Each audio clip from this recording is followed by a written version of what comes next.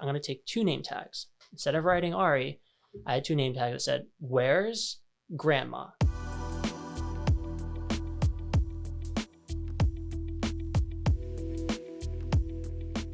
Welcome to Inside Copy and Art, and today I'm excited to welcome our latest guest, Ari Sohn. Ari, welcome. Hey, Christina, how are you? I'm so excited to be here. We're really happy to have you here too. Tell me a little bit more about yourself. Maybe let our guests know some of your background, what you're interested in, and we'll see where the conversation goes. Awesome, sure. So to begin, I am a 30-year-old business person, specifically not an entrepreneur. I don't like that word. I'm very much anti-entrepreneur culture. The reason being because I feel that that word has been overused, and any 14-year-old with an Instagram or TikTok can just put that in their title because they just create content. Like entrepreneur, influencer, but anything like what that. does it even mean? And my question to these people is, have you even ever run a lemonade stand? So I have, and I feel like so that an entrepreneur from a young age, although not entrepreneur. I feel that entrepreneurship should be more about building a business and actually having a functional business that can, generate revenue and acquire more users, rather than just a brand. Anyone can build a brand, but what is that brand actually offering? Right. So in that spirit, I have discovered that I'm not the best employee for very long. Like I lose, like in the past, like when I graduated college, I actually got my first paid job at a big agency called Havas. And it was so cool in the beginning. I was like part of this really big system and I was really inspired. But then I kind of felt like after a few weeks, like I was always building someone else's dream. And then when I got my next job, it was my first like digital marketing manager role, which is how I got into the world of marketing and business. Right. And then it was great in the beginning. And then I just found myself spending all these hours building someone else's dream. And throughout that journey, going back at this point, it's been 8 years, I would always find myself starting a side hustle or trying to start a new business. And when I found myself working until 2-3 in the morning with a smile on my face, excited to wake up for the next day, I'm like, okay, I'm definitely meant to be my own boss one day. It's a different kind of energy when you're trying to build something that you love, even if you've enjoyed like the companies, organizations that you've worked for, when it's like something that's special to you, right? Exactly. It's my baby. It's my baby. And the fact that I have my expectations to live up to is a much more welcoming pressure that I am okay with, rather than my supervisor's pressure or, numbers that I have to hit by the end of the quarter. So that's kind of been my methodology, where yes, I have had full-time jobs throughout my journey professionally, but right now I've just been, or I guess you could say for the last 4 years, really focusing on my various projects I've been working on, and I'm excited. So tell me about your latest project, Reclai. I'd love to know more about the organization, and I'm sure people would love to know more about kind of how you made that leap over into not entrepreneurship, but kind of building your own business. So feel free to use that word. It's okay. So I started Reclai. We had our official launch 6 weeks ago, and my friend Ben Hirsch and I, he's the CEO, I'm the COO. We came up with this business idea just while having a walk in Miami. So what happened is we both got let go from our full-time jobs last summer, in the summer of 2022, with major layoffs happening, and both of us had experience in the agency world. So I said, you know what, let's both start our own agencies, and we did. And we really fed off of each other's energies, and he had his niche that he was working on. He was working for on dental implants, and I was focusing on urgent care. And I would say from June through November, we were really going after the grind, trying to have our own businesses take off. And we had some success, but it really wasn't going anywhere.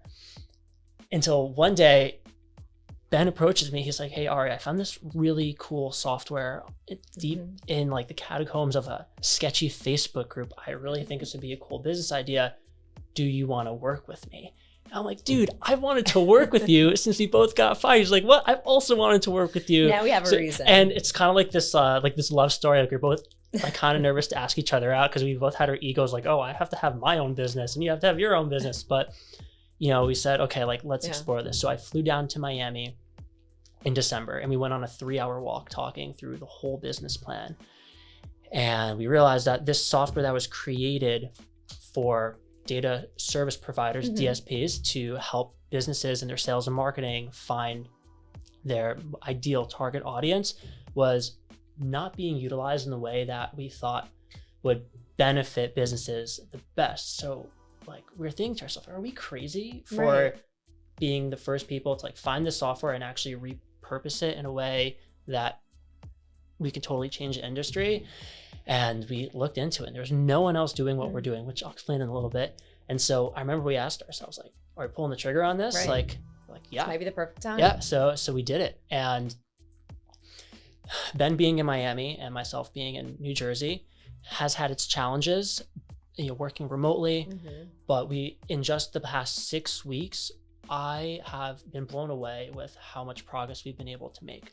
So to give a brief rundown of what Reclai actually does is we provide contact level intent data for businesses to help build their audiences. So in the world of pixels and digital marketing and ad campaigns, companies spend so much time researching their ideal target audience. So an example I always use is I actually became an uncle last year.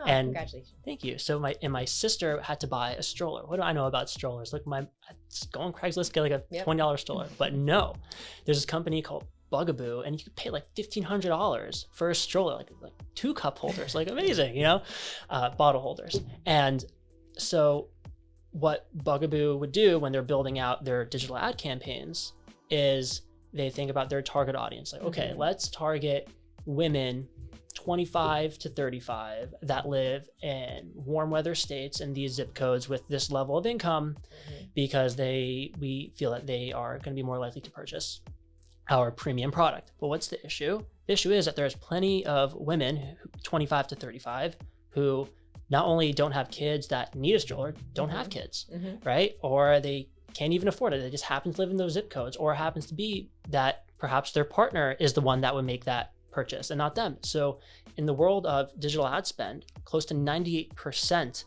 of ad spend on an audience goes to waste.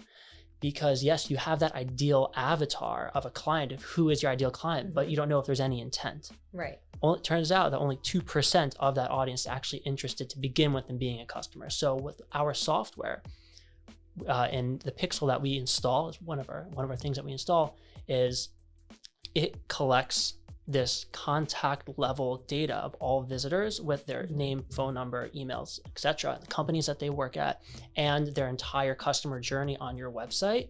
So you can, let's say you have 50,000 website visitors over the course of a month. You now can take that audience, know exactly who they are, and retarget not just an IP address, which is what most pixels do. Most pixels just say, oh, here is IP address 12345. Now they're going to get a retargeted ad on Facebook or YouTube or TikTok. Instead, you now have this entire interface with every single person. John Doe and Jane Johnson, they came to your website looking at this product. So now you can create an entire audience just based on people that we already know have intent. Exactly. So that's like the first type of game-changing software that we have. And the second thing is we use a lot of AI in our software. And what we can actually do is we can build out targeted lists and audiences based off of reverse engineering Google searches. So not only really interesting. Right. That's why I thought when I saw like, how is this not being used in sales and marketing the way that we're doing it? So for example, if you're Bugaboo, if Bugaboo uses our software, they can curate a list off of anyone that searched top 5 strollers for new moms. And boom, you get a list of by state, by time, whatever it was. Now you have a list of 1,000 people, 10,000 people that searched anything stroller related, and you could target and advertise just to those people. So unless someone's coming to randomly clicks or whatever, doing a research paper on strollers, or they're an engineer, you can advertise to the people that have already said, hi, I'm interested. And we really feel that this product is going to be a complete game changer. We're the first business in this space and definitely an early adopter. And so when you're thinking about being able to like market to that more targeted group that has that intent, is it through like how are the different ways that you're kind of able to target or recommended? Like is it strictly through emails? Is it like direct mails? Is it banner ads? Like what's... It's a great question, Christina. So a lot of it depends on the industry. So for example, if the one company is a real estate agency with their curated list that either the Pixel develops or that they run through our reverse Google search. In something like real estate, you can say, oh, this visitor checked out this property. Here's his name and number. Let me just give him a call.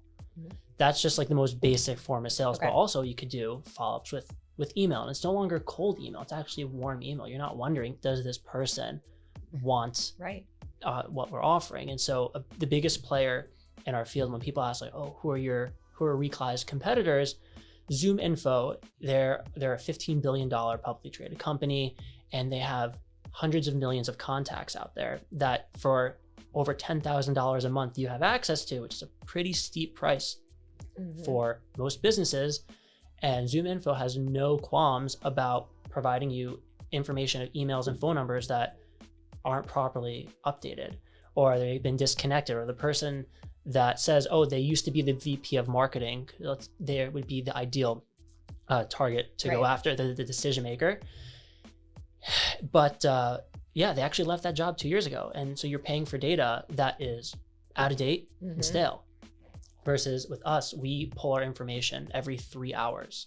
So you can, whatever you're getting from us, exactly. And not in addition to doing cold calls for something like real estate or email marketing for perhaps a SaaS product, software as a service product, but for if you are a B2C company, like an e-commerce, perhaps like a supplements company, or just these nifty gadgets, companies can now direct their ads to TikTok or Facebook or YouTube to the people that they already know are interested. Right. And I feel like there's so many different avenues that you can go with that too. And when you see, sometimes it can be frustrating to like get, advertisements for stuff that you're not really interested in. But when you're looking for something and like having done research, when you get those targeted ads, it makes it so much easier to actually find what you need. Like having been on both ends of that spectrum.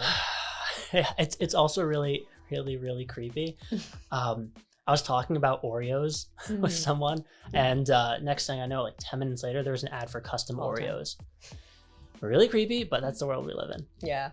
No, it's definitely really helpful information, especially when you think about like how much we're able to kind of tailor and understand about the user on like both ends.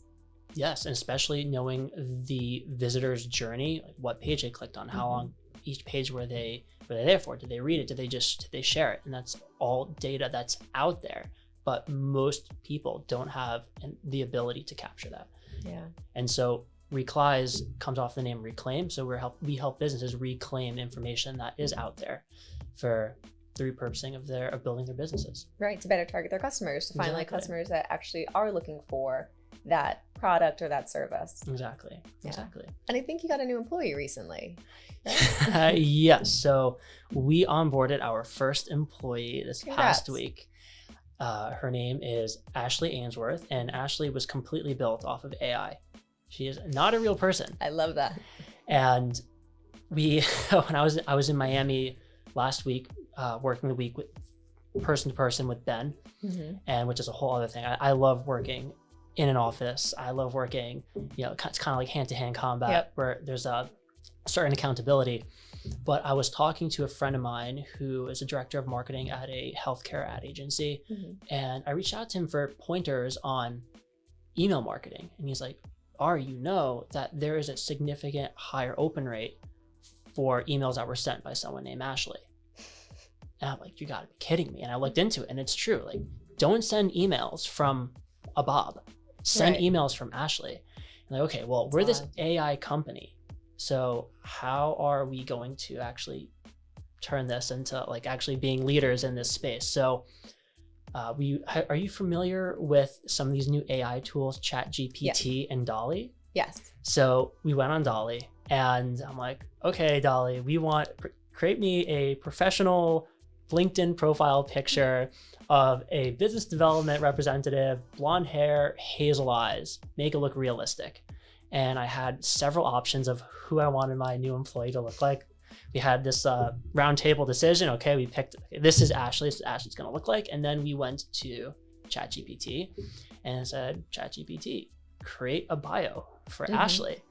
Bada bing, bada boom. We now have, Ashley has a personality, and Ashley is an active member of our team, and we are going to be using her unique skill sets specifically, and just business development specifically for emails to, I guess, spearhead all of our email marketing efforts, and a lot of them are PR.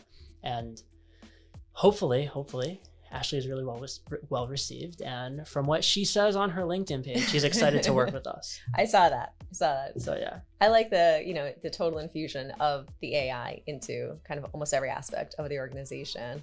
I thought that was super interesting because I've been following ChatGPT for a while, and like watching, reading about these peer-reviewed articles that are written, and you compare them versus the standards, and it's so interesting what the technology's been able to achieve in such a short period. And like, we talk about in advertising, like kind of how does that change the future if, a headline versus, from like an AI bot is able to write headlines and then write like whole articles and journals and stuff versus like a human, like where the difference is. And then, not to fear technology, but to work with it. Right. And say like, okay, how can that help us better do our jobs?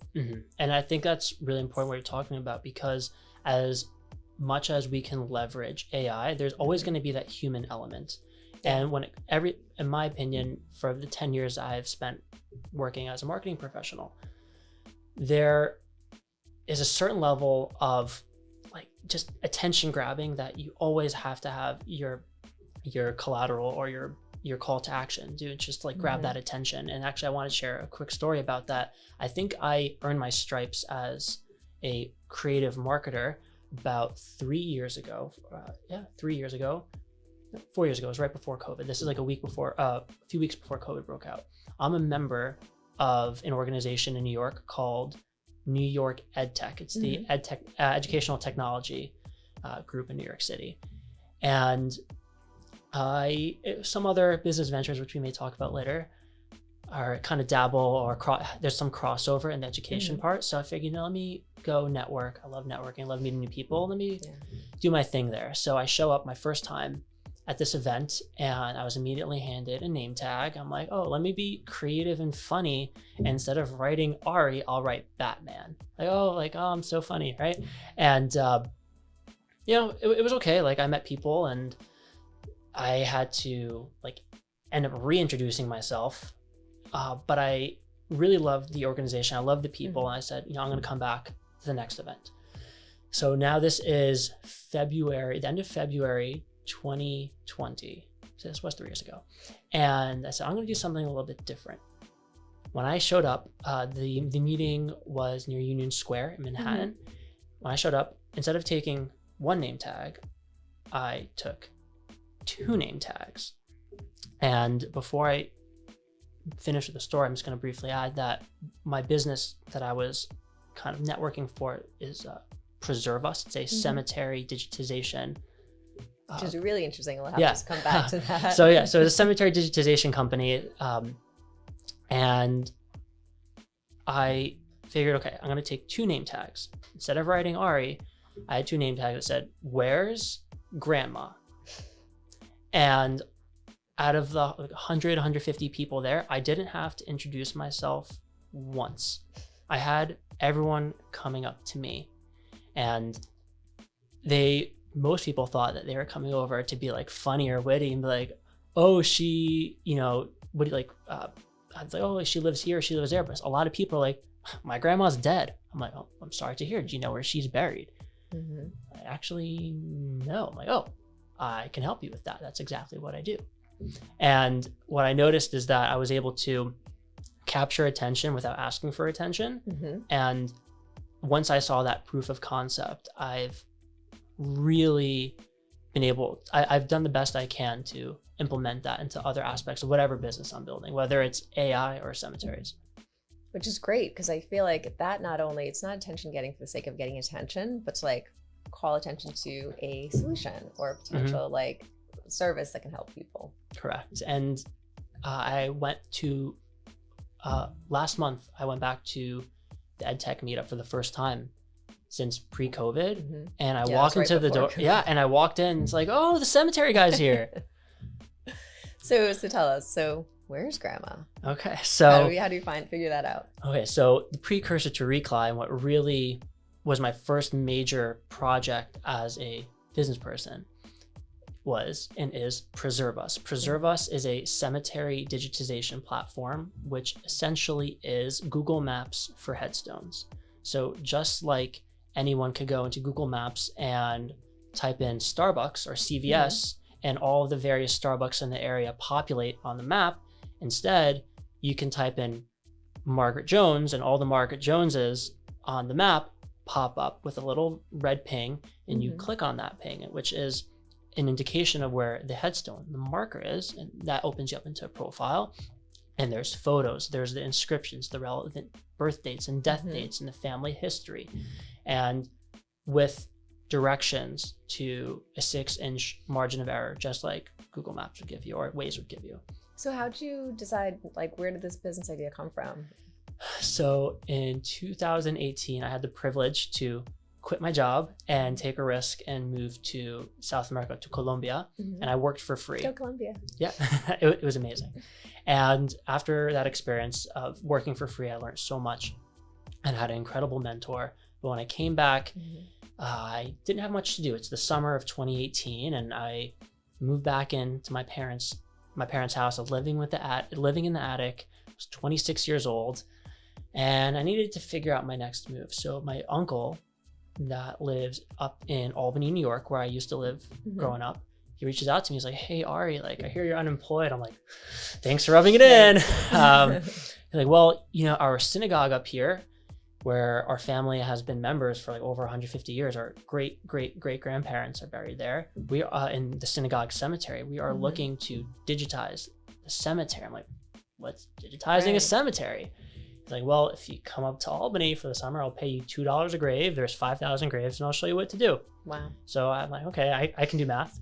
And I spent the summer in fall of 2018 in Albany, New York, digitizing graves. So to briefly explain what it is what happens is you take a picture of a particular grave, and the platform that my uncle provided me with was this archaic, like Windows 98 architectural mapping type of software. And I would take a picture in the cemetery of each headstone, upload it to my Google Cloud, then go home to my uncle's house, download it from the cloud to the desktop, then upload that picture into the platform. And then once the picture is in the platform, I would put that to its assigned grave marker and then put in all the information.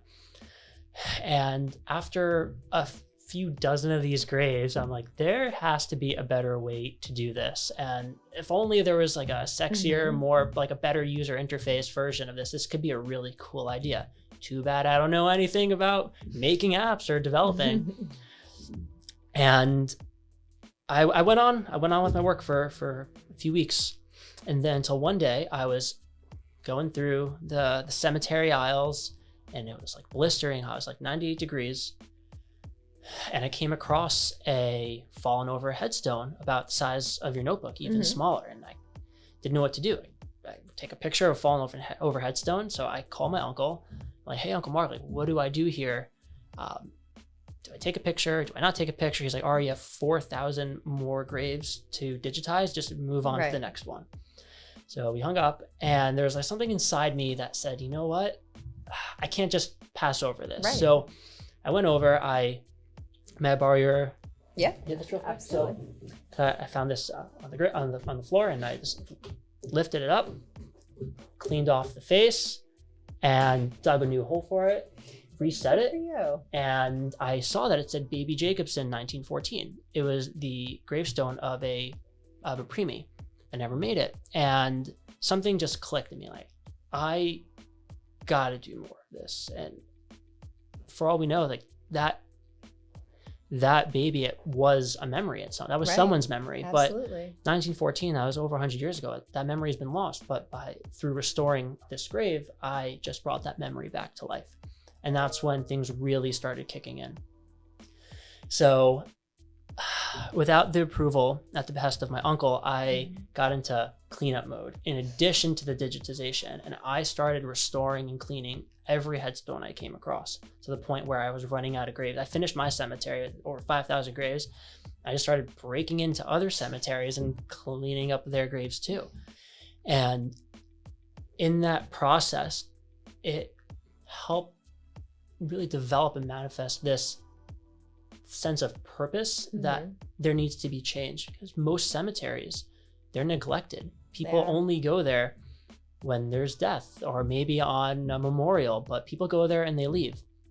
But the other 300 whatever days a year, these headstones they're just left there to stand out in the weather. Stand out in the weather, exactly. Or there's unfortunately a lot of vandalism too. And I started flirting with this idea of, you know what, maybe I can do this app thing. And what happened was, months go by. I would say it's been 3 months. It was 3 or 4 months since I started my digitization journey. And I was finally getting confident enough to talk about my cemetery journey. At that point, up until that point, I was totally private about it. I would rather tell people I was unemployed than working in cemeteries. And until one day I came across this fallen over headstone, which I came across many at that point, but I said, you know what, I want to kind of shed some light on the work that I'm doing.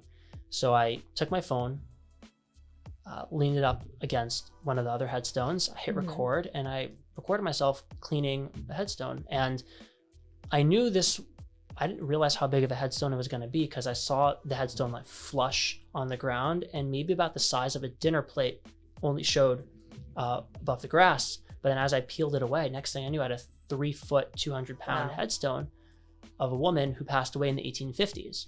And here it is, for the first time in 150 years, her memory's back. And not thinking much of it, I posted it on Facebook. And a few days later, I got a message from some guy from Manchester, England. And he's like, hey, I saw the work that you did. Your video came across my algorithm. We need to talk. Turns out that his name is Johnny. He was a big time attorney in Manhattan, and he was looking for a career change. And he had a few years on me and a lot more professional experience. And he's like, well, what are you doing with all this cleaning work? I said, well, I've had this idea to build a cemetery digitization app. And he's like, do you want to do it together? I'm like, okay, I guess so. And next thing you know, Preserve Us was born.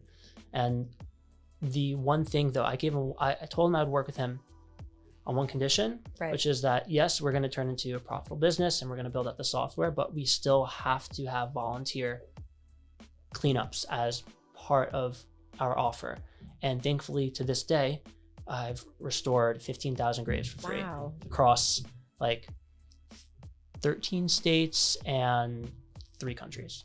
Wow. So, yeah. And do you have a network of people that help with that? So, yeah, I was so shocked at the effect of creating cemetery content had, going from being embarrassed to talk about cemeteries to me posting my videos and people asking, how can I get involved?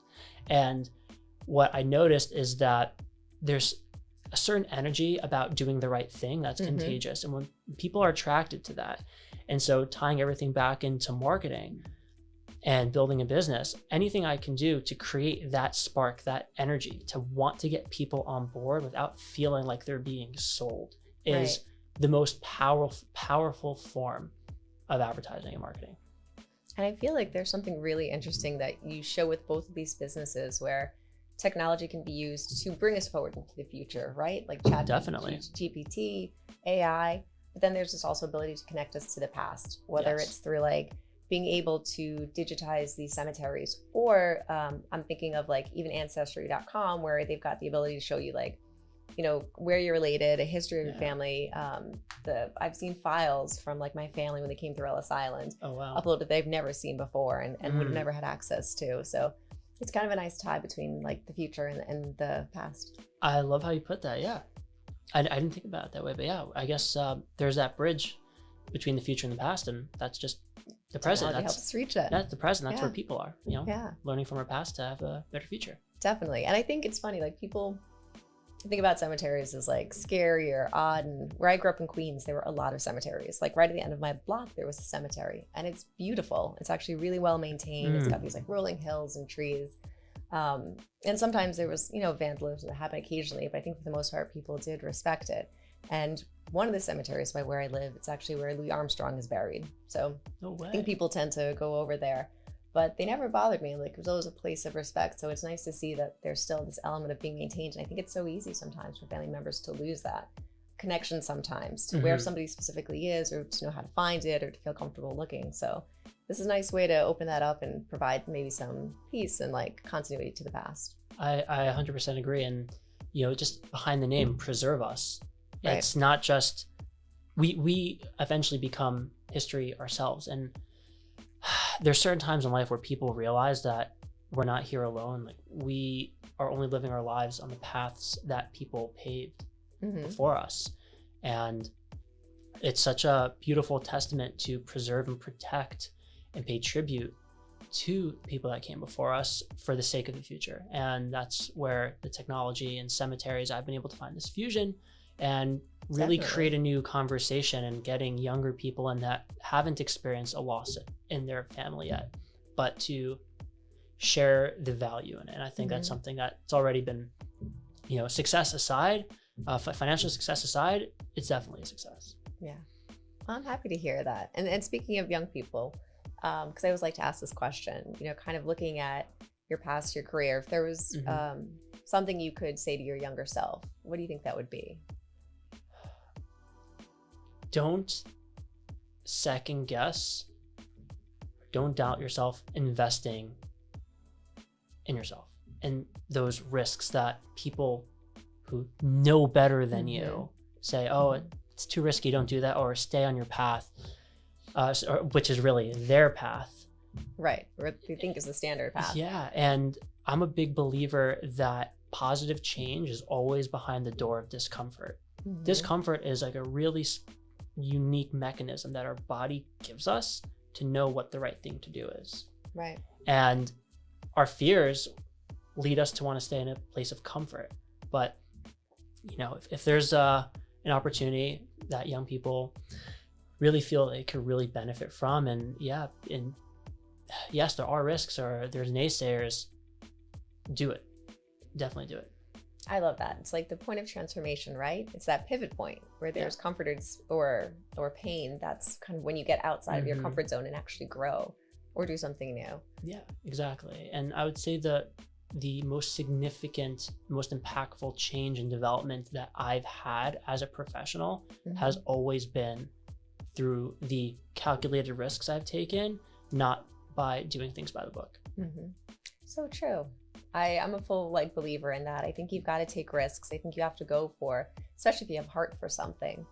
And no matter what, it's a learning opportunity. It's a lesson, right? Oh, yeah. In whatever way it turns out, whether it's what you expected or not, it's still success because you've tried it and maybe you've achieved what you wanted or you realized you wanted something different. But exactly. Nice. And you'll never know if you want it until you try it. Exactly. And I think it leads us that's where life leads us on such interesting journeys, is when you kind of take those risks and do something different, and you're able to either meet new people, learn new experiences, or just test yourself in a way you've never done it before. Exactly. Nice.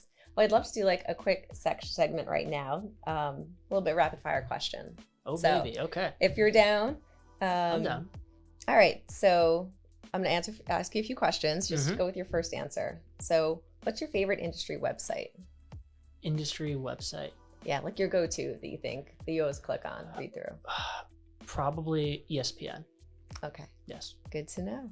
Did you watch the game this weekend? I did. Who were you rooting for? I was rooting for the Eagles. Just I have more friends that are Eagles fans, and I had to be there to support them. All right. I was going for the Chiefs. Even though I'm a Giants fan. Go Big Blue. What's your favorite way to spend the weekend? With loved ones, friends, ideally in nature. I get that. Especially now we've actually had some nice weather. Don't jinx it. I know. Trust me, I feel like we'll get a snowstorm in June, so you can never predict it. What is your favorite city to visit? My favorite city to visit is Medellin, Colombia, for sure. That's where I used to live. And when I get there, it's just, there's like an energy. Yeah. Yeah. It's awesome. Yeah. It's just gorgeous, great food, great vibes. I love it. What is your favorite book or movie? My favorite book is Goodnight Moon, the children's book. Yes. I am well acquainted. I have a toddler. And I got a gift.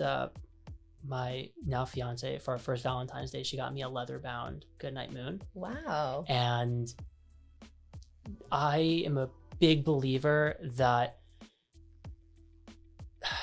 youth and that child spirit is such a strong and passionate force, because children don't have filters the way adults do. No. And that book always kind of recenters me and helps me focus on what's that excitement that really gets me going. And actually, there's a mentor of mine, and one of his advice is to live life with the same excitement the way live life with the same excitement the way when a child sees an airplane for the first time. And if you live with your eyes open that way, you'll be astounded by the beauty and the opportunity. Don't lose your childlike curiosity. Exactly. I like that. And it's funny, Goodnight Moon, one of the things I read about that made me laugh, but actually kind of makes me appreciate in that same way that like childlike curiosity is, somebody said, the book is almost like a child fighting not to go to bed, because it's like, I want to say goodnight to every single thing in this room so I don't have to go to sleep. But I kind of like that too, because it makes me think about the connection that the child has, where it's like, no, I want to like stay up with you and do stuff and have fun. So yeah, kind of made I me like laugh, that. I like that. It's a fan favorite in our home too. And then I think my last question might be, if there's one thing that you see in your future that you want to do, and could just be like anything minor, skill you want to try, so you want to go, what do you think that's one next thing that you really want to pursue? I want to not just travel the world, but experience the world. And from the countries I've been able to visit, I much prefer to go and live like a local for a more extended period of time, rather than just stay at a resort. Because, for example, I was in Puerto Rico for my first time about 1.5 years ago, and I stayed in a neighborhood in a 2-bedroom apartment, and not at a resort, because you could take that same resort, copy and paste it. Am I in the Bahamas? Am I in Costa Rica? Right. Am I in Bali? Who knows? And there's so much knowledge and just through experiences that you would never get. And I feel that I've been able to become a more experienced person, a more understanding person, a more patient person, the more I learn about other cultures and other traditions and experiences. Yeah. I always feel like you find so many newer places or cooler things to do when you're actually like embedded in the country. And I like Airbnb a lot for that, because it's made it so much easier to be able to like get a place outside of like the hotel experience, the resort experience, which has its place. But I actually just, I would say it was in November. I had one of my coolest Airbnb experiences. My fiance and we stayed at an alpaca farm. Oh, cool. In upstate New York. And like we had this little like lean-to hut that's glammed out, of course, but then there's just alpacas roaming the property, and there's chickens there too. Yeah, it was a really cool immersion. Yeah. How'd you find that? I searched glamping in the Airbnb search bar. Nice. Yeah. I like fun experiences like that. I saw something recently. It was I think a tree house. You can get like tree house experiences and stuff like that. Those are really cool. Yeah. So I think I might try to do that in the future. Awesome. Enjoy. Excellent. Thank you. Well, any last things you want to say while we've got you?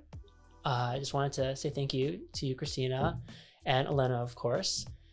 She has been such a great person to know just in my professional Rolodex, and Copy and Art is such a great company to just be peripherally affiliated with, because I really just watching your content, whatever you guys are doing, it's very, very educational for me. It's like, well, if Copy and Art's doing this, I should probably learn a lesson or two. So I'm just really grateful to be here and be part of the team for a day. Well, we're happy to have you here and hope to have you back again soon. Looking forward to it. Thank you. Thanks.